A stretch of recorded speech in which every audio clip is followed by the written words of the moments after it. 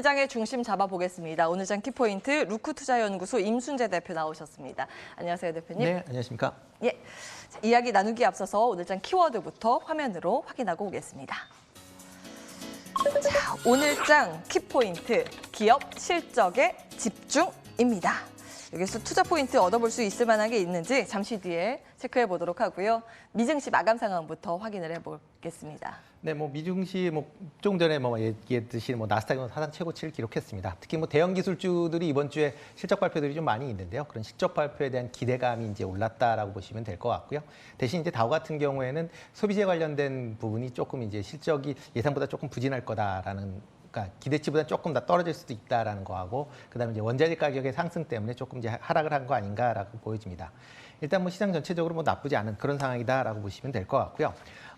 전일 이제 발표했었던 테슬라 같은 경우에는 장중에는 올랐습니다. 그 기대감 때문에 올랐는데 장 끝나고 나서 나왔던 실적이 예상치보다는 높긴 했지만 투자자에 대한 기대치보다는 좀 낮지 않았나 싶습니다. 특히 그 영업이익 측면에서 보면 일단 그 자동차 부분에서 아직 이익을 못 내고 있는 그런 상황이 아마 주가가 시간 외에 좀 빠지는 그런 모습을 보이지 않았나 싶습니다. 예.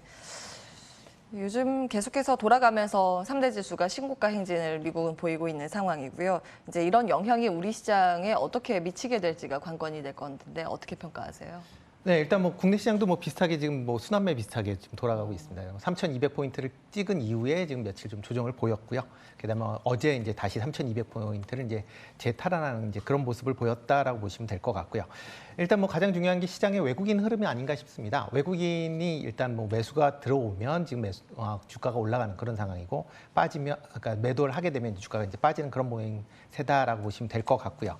전일 같은 경우도 한 4천억 가까이 외국인이 순매수를 했습니다. 선물 같은 경우도 1,580억 정도, 1,180억 계약을 이제 순매수해서 양대 어떻게 보면 양 매수를 하면서 주가는 좀 강세를 보였다라고 보시면 될 것 같고요.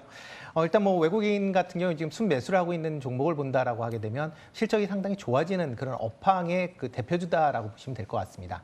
삼성전자나 HMM, 삼성 SDI, 대우, 한국조선해양, 아니면 그다음에 신한지주 같은 이제 금융주 등 해서 전체적으로 이제 업황 자체가 좋아지는 쪽으로 지금 베팅하고 있는 거 아닌가라고 생각이 되고요. 그 부분 쪽으로 관심 있게 좀 보실 필요는 있지 않을까 싶습니다. 잠시 뒤에 투자 포인트에서 확인을 해보도록 하고요. 어제 국내 시장 수급 특징주 이어서 확인을 해보겠습니다. 최근 들어서 외국인들이 우리 시장에 다시 들어오는 움직임이거든요. 어떤 종목 사는지 체크해 주세요. 네, 좀 전에 말씀드렸듯이 삼성전자가 대표적으로 지금 산다라고, 그러니까 삼성전자는 최근 한 3일 정도 순매도를 기록을 했었습니다. 그러면서 주가도 조금 이제 약세를 보였었는데요. 그 이후에 삼성전자는 지금 매수를 지금 어저께 다시 돌아섰고요. 대표적으로 이제 해운 관련돼서 HMM 같은 경우에 지금 순매수를 했다라고 보시면 될 것 같습니다. 그리고 또 하나 이제 관심 있게 봐야 될 게 이제 금융주 아닌가 싶고요. 금융주 같은 경우에 전일 신한지주, 그다음에 한국금융지주 가 이제 순매수를 하는 그런 모습을 보였다라고 보시면 될 것 같습니다. 그러니까 전체적으로 업황 자체가 1분기뿐만 아니라 2분기, 3분기가 올 내내 좋아질 수 있는 그런 업종으로 지금 베팅을 한다라고 보시면 될 것 같습니다. 예, 계속 지금도 좋고 더 좋고 이런 업종 쪽으로 개별주 위주로 또 많이 담기도 하고요. 여기에서 좀 관심을 가져봐야 할 이슈나 업종 그리고 종목이 있다면 어떤 걸 꼽으시겠어요? 네, 일단 첫 번째는 금융주가 가장 큰 이슈지 않을까 싶고요. 일단 지난주에 이제 발표를 하면서 전부 다 어닝 서프라이즈 정도의 이제 수준의 이제 실적들을 발표를 했습니다. 그리고 전일 기업은행 같은 경우도 그러니까 어닝 서프라이즈 수준의 이제 상당한 고실적을 이제 발표했다라고 보시면 될 것 같고요.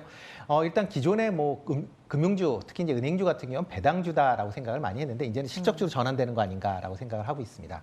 특히 이제 작년에 그 코로나 때문에 배당들을 일부 이제 못한 그런 측면들이 좀 있습니다. 그래서 올해 같은 경우에는 이런 작년에 못했었던 배당까지 추가적으로 배당을 하지 않을까라는 또 기대감이 있고요. 그러다 보면 올해 배당액은 작년보다 좀 높지 않을까. 그러니까 작년 같은 경우 지금 배당 수익률이 한 4% 정도 됐는데요. 올해 같은 경우는 한 5에서 7%까지 기대를 해보는 그런 상황이고요. 일부 금융지주 같은 경우, 대표적인 KB 같은 경우에는 지금 분기 배당도 지금 검토를 하고 있다라는 식의 이제 코멘트가 나왔기 때문에 금융주는 일단 뭐 좀 보수적으로 생각하시는 투자자 입장에서 보면 뭐 중장기적으로 한번 투자해 보실 필요는 있지 않을까라는 생각이 들고요. 예. 또 하나 관심 있게 보실 건 뭐 해운 업종입니다. 뭐 해운 관련돼서 뭐 계속 얘기들이 많이 나오고 있죠. 특히 이제 해상 운임 자체가 지금 많이 올랐다라고 보시면 될 것 같습니다. 특히 뭐 우리나라 그 상해 컨테이너 지수라는 SFCI 같은 경우에는 지금 지난 주말에 2,979포인트, 거의 3,000포인트 같이 올랐는데요. 이게 3월 26일 날 2,500포인트였습니다. 그러니까 그거에 비해서 거의 뭐 한 20% 가까이 뭐 단기간에 올랐다라고 보시면 될 것 같고요. 그만큼 지금 어떻게 보면 그 배의 그 물동량이 상당히 증가를 했다라고 보시면 될 것 같고요. 그에 비해서 현재 선박이나 아니면 하역 관련된 쪽에서 쫓아가지 못하는 상황이어서 이런 이제 그 운임의 급등세는 좀 더 이어진다라고 보시면 될 것 같습니다. 특히 이제 뭐 같이 이제 상하이 컨테이너 지수와 같이 이제 얘기되는 게 이제 BDI 지수인데요. BDI 지수는 2010년 이후에 지금 가장 고점을 지금 찍고 있습니다. 그러니까 2,788포인트로 이제 지난 주말에 끝났는데요. 뭐 그러다 보니까 지금 뭐 그래프도 보시다시피 상당히 이제 높은, 그러니까 2010년도 정도 되면 상당히 이제 각 해운사마다 이제 상당한 그 수익을 많이 냈었을 텐데요. 그때랑 비슷한 수준까지 이제 올라왔다라고 보시면 될 것 같고요.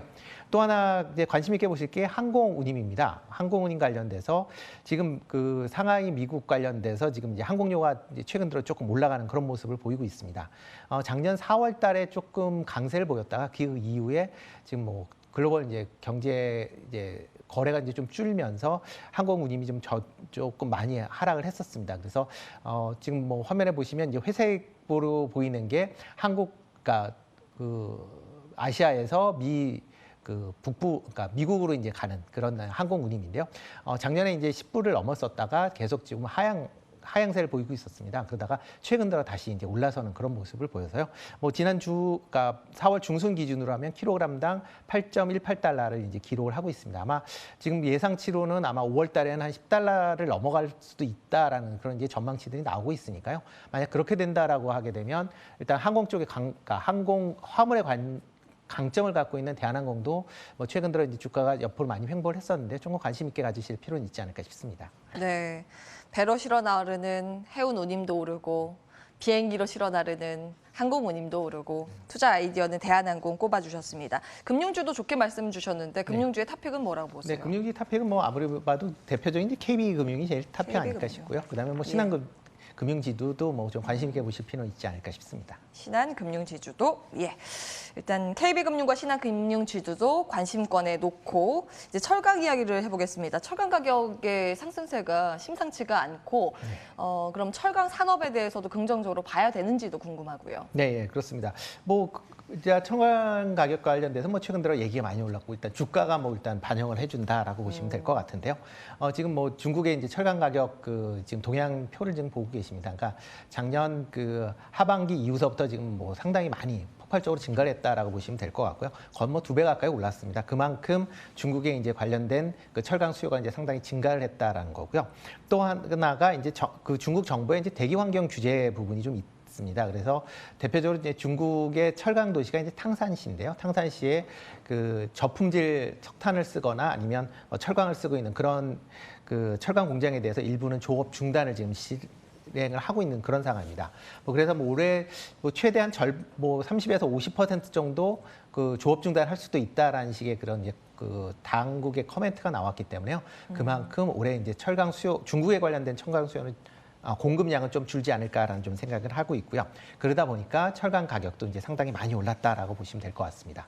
이런 철강 가격은 그러니까 중국 뿐만 아니라 이제 국내도 좀 많이 올랐는데요. 국내 같은 경우도 지금 그 가격대로 본다라고 하게 되면 올해 이제 1분기만 해도 열연강판 기준으로 하면 25% 정도 이제 가격을 올렸습니다. 그러니까 포스코나 현대제철 같은 경우도 한 20만 원에서 25만 원 정도 이제 올렸기 때문에 지금 열연강판 가격이 65만 원대에서 지금 90만 원대까지 올라갔다라고 보시면 될 것 같고요.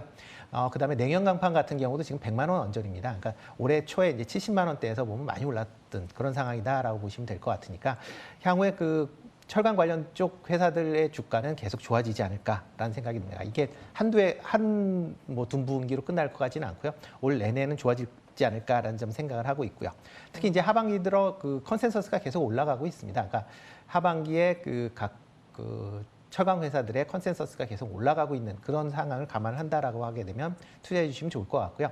다만 이제 조금 걱정되는 거는 탄소 배출권 관련된 부분이 조금 걸리는 부분이 있으니까 그것도 좀 참고해 주시면 좋지 않을까 싶습니다. 예, 일단 기노브로는 철강 좋게 보셨고 마지막으로 오늘 장 키워드가 기업 실적 집중이었잖아요. 투자 포인트 잡아주시기 바랍니다.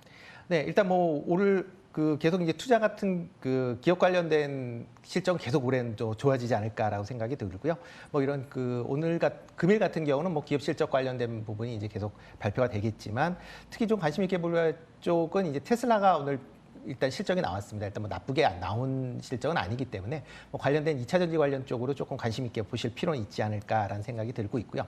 특히 이제 전일 산업부 장관도 2차 전지 관련된 뭐 지금 산업 발전 역량을 강화하기 위한 그런 대책을 마련하고 있다라고 얘기를 하고 있으니까 뭐 2차 전지 쪽으로 아마 조금 관심 있게 좀 보실 필요는 있지 않을까 싶습니다. 뭐 대표적으로 뭐 테슬라에 납품하고 있는 명신산업이나 MS 오토넷, DIC 같은 경우 조금 관심 있게 보실 필요가 있을 것 같고요. 뭐 2차 전지 쪽으로 뭐 LG화학, 그다음에 에코프로 BNB, 첨보, 포스코케미칼 이쪽으로 조금 관심 있게 보실 필요는 있지 않을까 싶습니다. 예.